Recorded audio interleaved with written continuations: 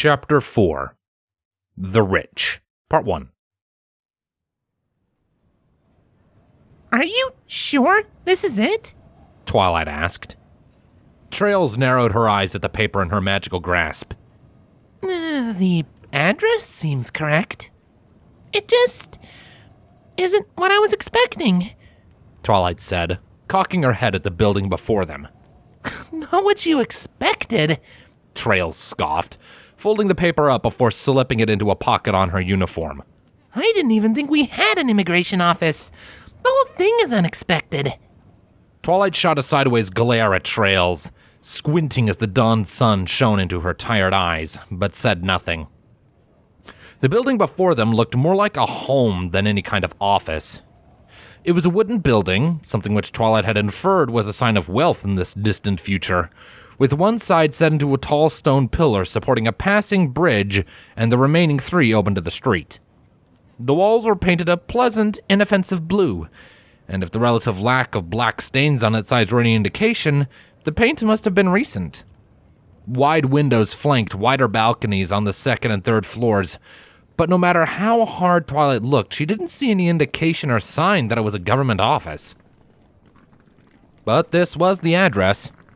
She had spent a full hour perusing city maps in search of this place, and she was absolutely certain that this was the right spot. She stepped confidently through the open archway, down the paved path, and up the shallow stairway.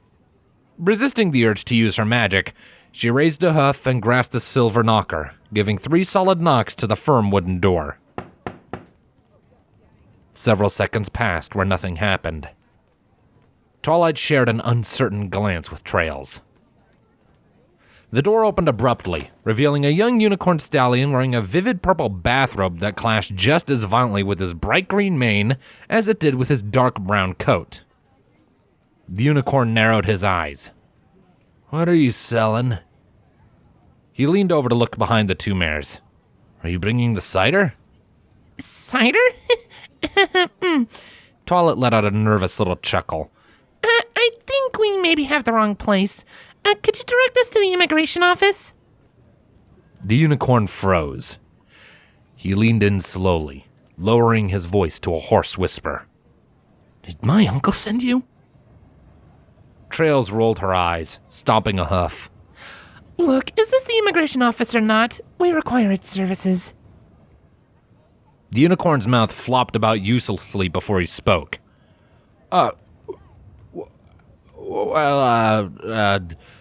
Yes, I suppose it is."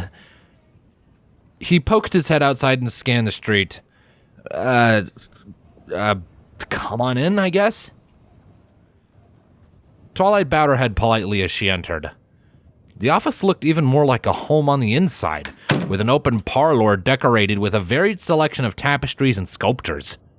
She even saw a few relics displayed in glass cases, one of which she recognized as a piece of Cloudsdale sky marble. The parlor seemed to take up almost the entire floor, though there was a door set into one wall which hinted at other rooms. An elegant staircase curved up along one corner and past the high vaulted ceiling to the next floor. This doesn't look much like an office, Twilight said. Are all government offices like this? Trails snorted. Looks more like a ballroom to me. The unicorn let out a half-hearted laugh. No, this isn't the office. The office is over here. Please, step into my office. He led them towards the staircase, and as they came closer, Twilight picked out a small door set into its side. He pulled the door open with one foreleg, ushering them in with the other before closing the door behind him. Twilight frowned. It was pitch black inside. "Excuse me?" she called. "There's no light in here." No response.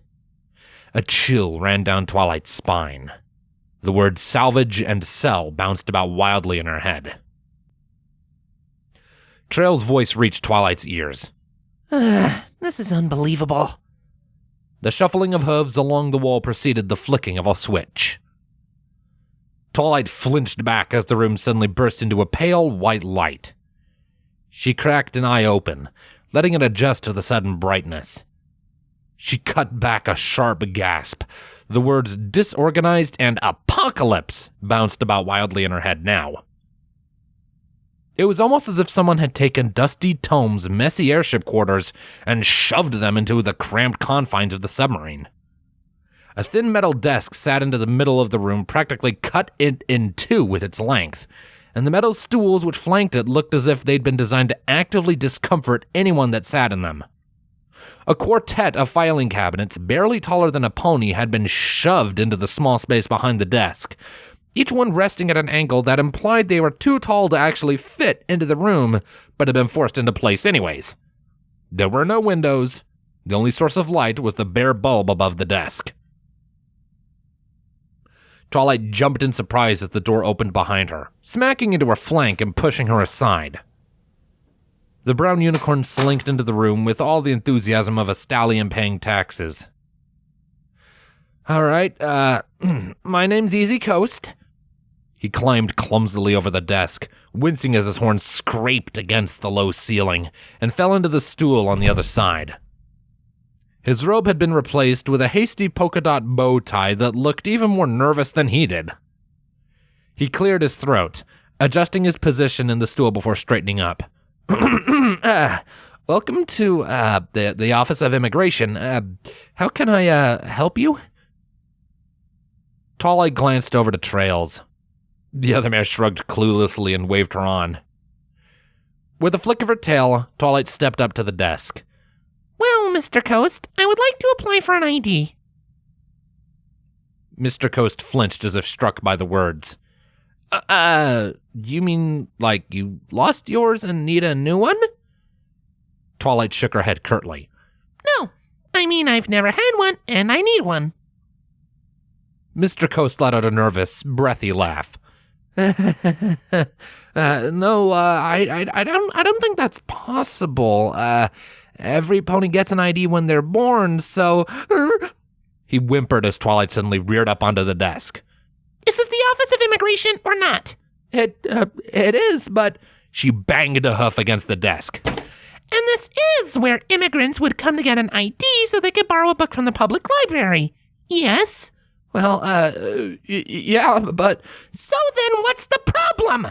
Twilight snapped. I want my books!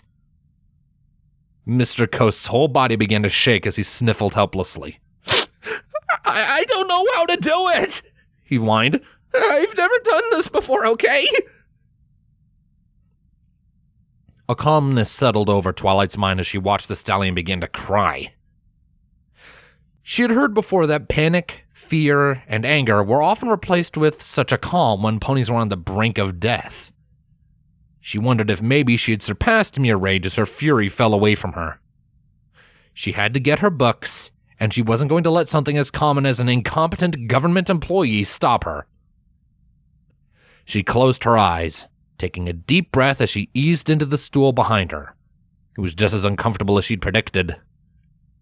When she opened her eyes again, she spoke more gently, laying a comforting hoof on the stallion's shoulder. Do you have a manual?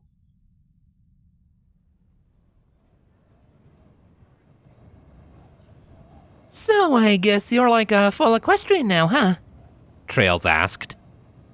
Twilight looked away from the alleyway she'd been eyeing. No use in running away now when I'm so close to figuring things out. How do you mean? Trails shrugged as the two of them walked around a passing wagon. I mean, you used to be like, I don't know, some salvage we dug up, but now you've got an ID, you're a citizen like every pony else. Oh. Twilight said. Wait, what? Are you implying that natural rights are attached to government-issued forms and not to a pony's being? Trails stopped mid-step, grimacing. You know, I'm starting to feel like maybe Saber won't approve of what I've done. Twilight let out a sharp, barking laugh. I just can't wait to finally get some time with my books. A particularly thick plume of smoke blew into Twilight's face. She burst into a vigorous coughing fit, scrunching her nose up at the disgusting taste. What is it with you and books? Trails asked, resuming her walk. They're just books. It's not like it's the end of the world if you don't get them. Twilight blinked. Not the end of the world? It is the end of the world! She cut in front of the other unicorn, stopping her with a huff. Don't you get it? All of this happened because my friends and I weren't here, and now we have to fix things and make them right again! Her throat began to tighten, and her mind started to drift, and she swiftly wrestled her thoughts back into focus. Fix things! There's no time to think about anything else, just focus on fixing things! Trails frowned, lifting a hoof to brush Twilight's aside. She looked up thoughtfully as they passed under a bridge. I don't think this world is so bad. Not so bad? Twilight looked around her, at all the ponies trudging past them with their eyes dull and their coats stained black. There was so much smoke, and none of the rolling green hills, blue skies, or thick white clouds that had once characterized Equestria. Her homeland had gone from a vibrant rainbow of color and life to a black-stained skeleton of what it had once been. You don't even know how far it's fallen. Trails grinned. Actually, Twilight, I think things have really been looking up.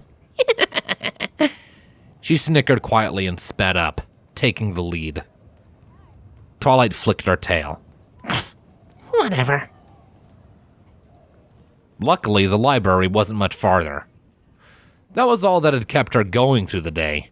The promise of the library, and the book she could use to get some insight on what had happened. Getting the ID had been no easy task.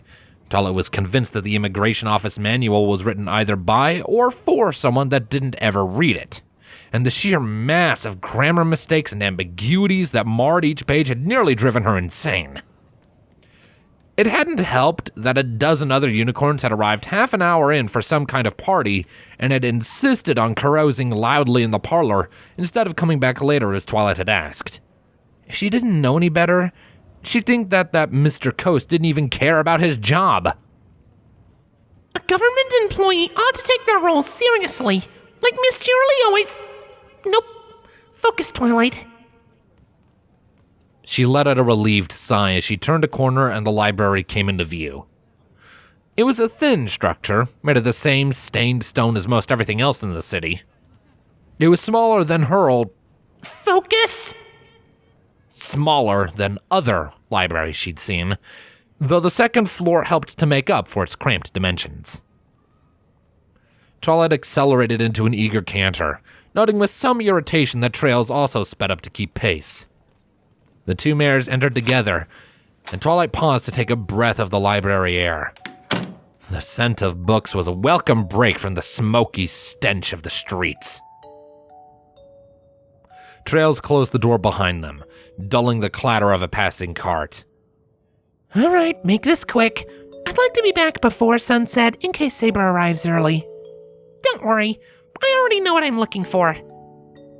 Twilight pulled a rolled-up piece of paper out of her chest pocket, quickly scanning the list of titles, authors, and topics written within. She'd made the list last night to keep herself focused. She liked lists. Lists were nice. Twilight answered the librarian's flat gaze with a cheery nod as she approached, and she quickly filled out the necessary forms to obtain a library card. At least she tried to do it quickly. The librarian moved at an agonizingly slow pace, and nearly 10 minutes had passed by the time she finally held the card in her hooves. Twilight suppressed the urge to giggle her joy as she delved into the depths of the library. Even Trails hovering impatiently behind her didn't dampen her spirits as she retraced her path, pulling books from each section in turn. She spent most of her time in the history section, heart leaping each time she checked another box on her list, pulling out works on modern history, pre-flood history, and biographies of historic individuals. She made brief detours into geography and science as well, picking up a pair of atlases and a gigantic tome which seemed to discuss the nature of the floating islands themselves. She found a piece on the gifted and a treatise on cutie marks. And lastly, she visited the library's painfully scarce magic section. Unfortunately, the library didn't seem to have much in the way of books on magic. She needed some kind of healing or diagnostic spell, or at least some base she could attempt to construct her own spell from. She paced back and forth before the single small bookshelf that constituted the library's magic section, but she found mostly fundamental knowledge or theoretical texts, the sort of basics that she had read herself back in magic kindergarten. The closest thing she found to an actual spellbook was a collection of advanced levitation techniques, all of which were incorrectly named. She groaned in frustration. Where are all the spell books? Trails cleared her throat from behind her. You do realize that pretty much no pony has magic, right? Twilight blinked. She looked back, licking her lips. But there's the gifted, right? They have magic? Trails snorted. Yeah, we have magic, but we're like, I don't know, 1,000th of the population, if that. You'll hardly find a spell book in a public library. Spellbooks only exist in little Philly stories. But what about you? Twilight drew closer to Trails, looking at her horn. You're a unicorn. Where did you learn your spells? Trails rolled her eyes. You mean spell, right? No pony can have more than one spell, even among gifted. What good's a spellbook? Twilight felt her legs go weak, and she sat down heavily. Of course there's no spellbooks. If there's no pony with the talent or magic to learn new spells, then what good would one do? She was probably the only unicorn for hundreds of years that wasn't restricted to the instinctive talent spells that unicorns came to learn on their own. She bit her lip, shivering. How am I going to say Fluttershy? You okay there? Trails tentatively reached out and pat her on the back. Don't cry, all right? Please, can we just go back now? Twilight fought back her tears. She thought of Fluttershy lying asleep, never waking up again. I don't want to lose you too. She'd already lost so much. No time to cry. She would fix things. She looked up to Trails, pulling her close with a huff. Can you teach me your spell? If I can learn from Trails, then that shows that I can learn from any pony. And then I just have to find a unicorn with the right spell.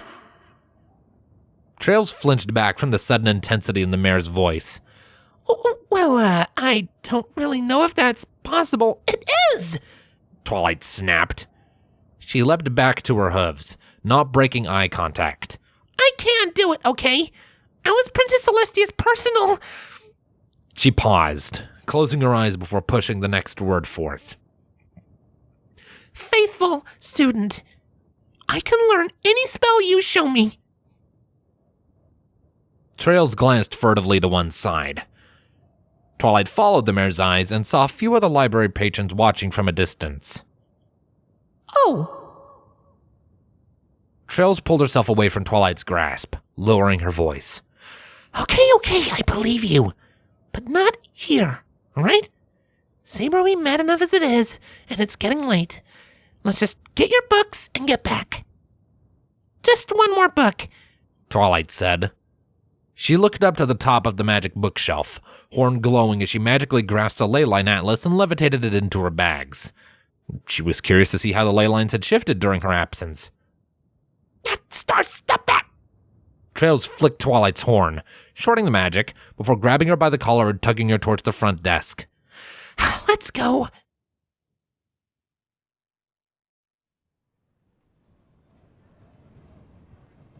Twilight was practically shaking in anticipation as she waited before the Long Salvage Incorporated office.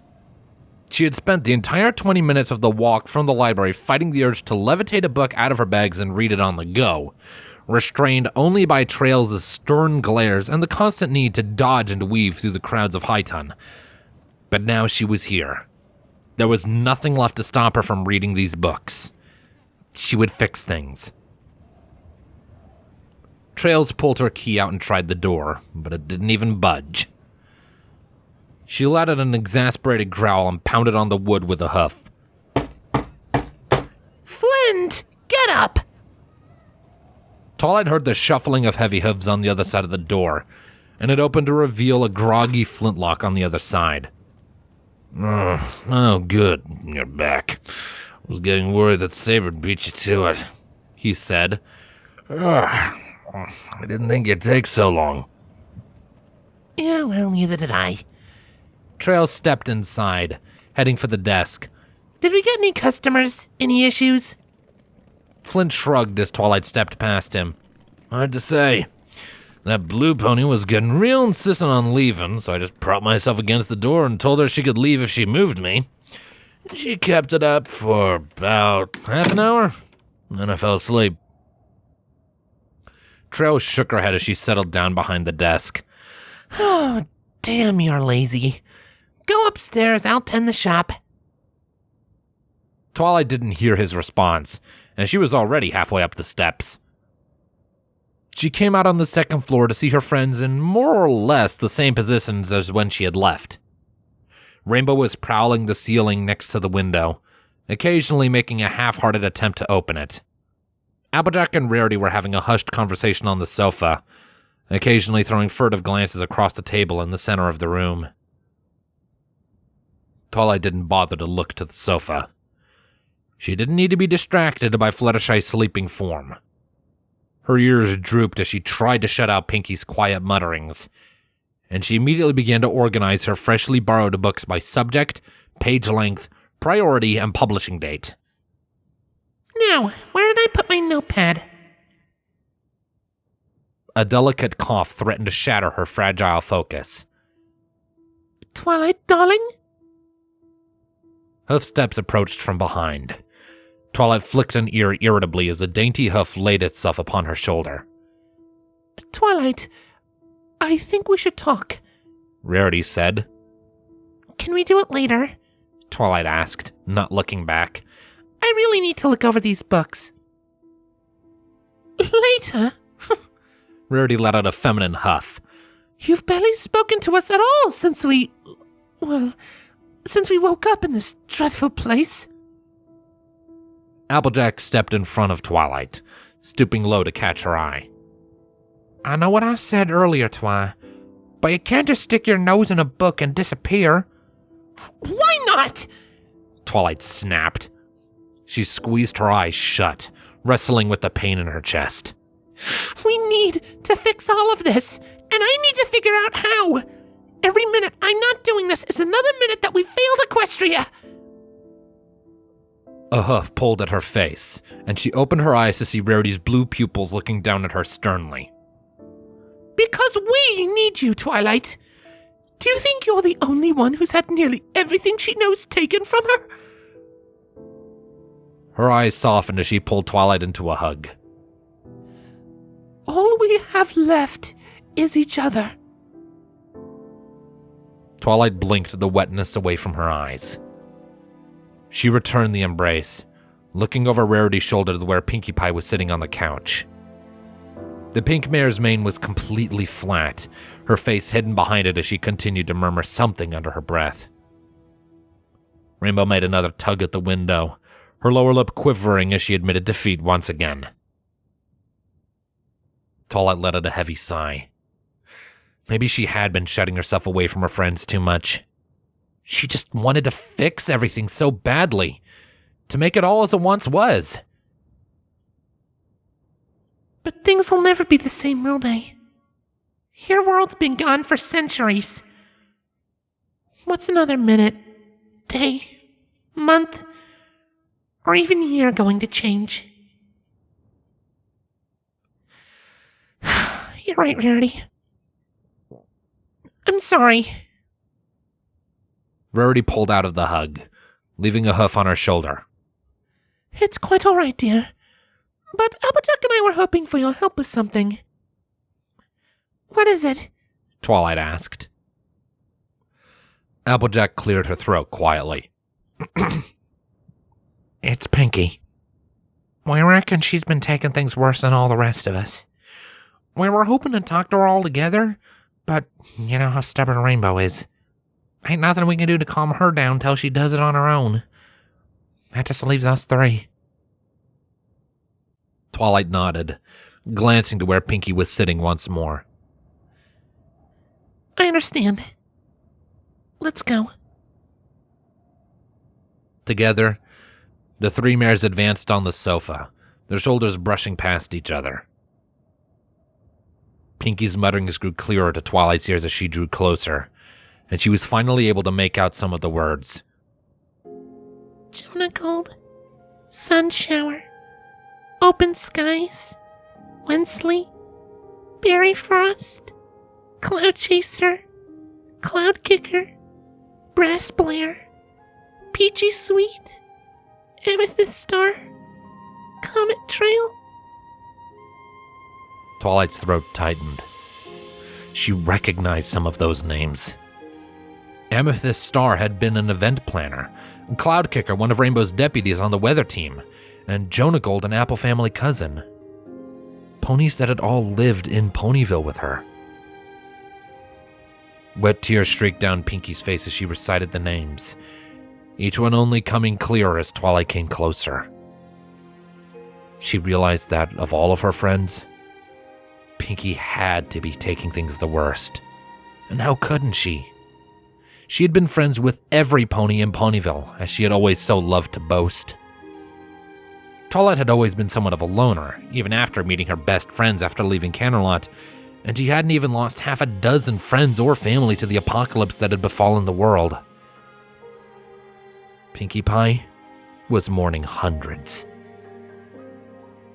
She couldn't help it. The shaky dam she'd constructed finally broke as she pulled Pinky into a tight, quivering embrace. The tears flowed freely, unimpeded by any thoughts of a world that needed saving. Cherry Spices, Diamond Mint, Blossom Forth, Fly Wishes, Junebug. The names kept on coming. Twilight heard Pinky's voice begin to waver as she felt Rarity and Applejack join the hug, lending their own bodies. There was the flap of wings, and Rainbow Dash's prismatic mane fell into view. Together with her friends, Twilight mourned not only the passing of her world or her family, but also of the hundreds of ponies that had been her neighbors in Ponyville, and the forgotten millions that had lived all across Equestria. Twilight couldn't say how long they stayed that way. After an eternity, Pinky's voice finally fell silent, only to be replaced by Applejack's as she recited the names of her extended family. Rarity and Rainbow Dash both spoke the names of their lost loved ones, voices breaking as they remembered the lost Cutie Mark Crusaders. Twilight spoke last, finally taking the time to acknowledge exactly whom she had lost. Spike, Twilight Velvet, Nightlight, Shining Armor, Cadence, Princess Celestia. The group lapsed into a silence broken only by their quivering sobs. Finally, they broke away, standing in a small, teary-eyed circle that huddled together as if they feared some torrential rain might come to sweep each other away at any moment. Twilight took a deep breath to steady her voice. Pinky, we came to see if you are okay. She said. She couldn't help but laugh at the ridiculousness of the statement. Obviously, none of us are okay. Applejack let out a low chuckle. Suppose we weren't quite okay ourselves, huh? Rainbow Dash flicked her head, straightening out her mane with a huff. You guys even got me all sappy.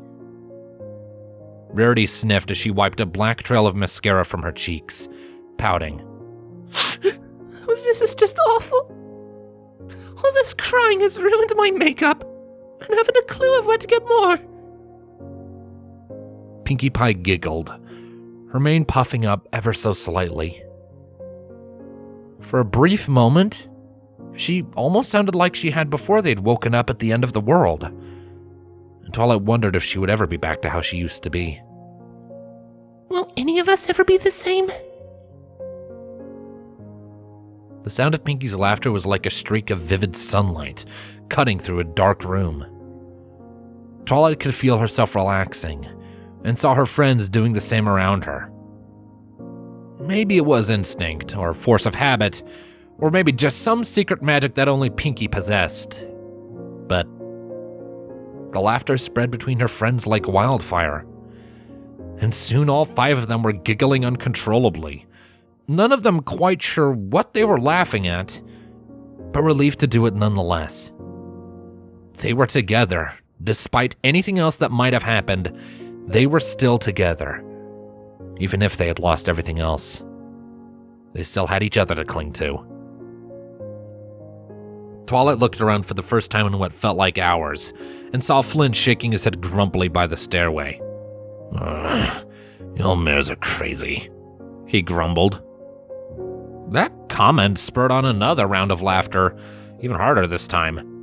They fell to the floor, writhing about in fits. When the last of the giggles finally died down, Twilight climbed back to her hooves, feeling miraculously refreshed. It was as if a dark haze had been cleared from the room, and she was able to breathe and see clearly for the first time in days. Thanks, girls, Pinky said, looking up. I guess I really needed that. I think we all did, Pinky, Applejack said.